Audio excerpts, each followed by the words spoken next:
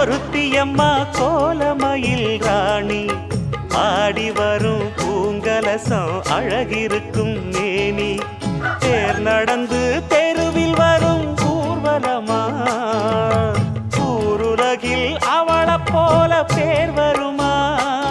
நல்ல பளிங்கு போல சிரிக்கும் மனச பறிக்கும் பவள விரிப்பு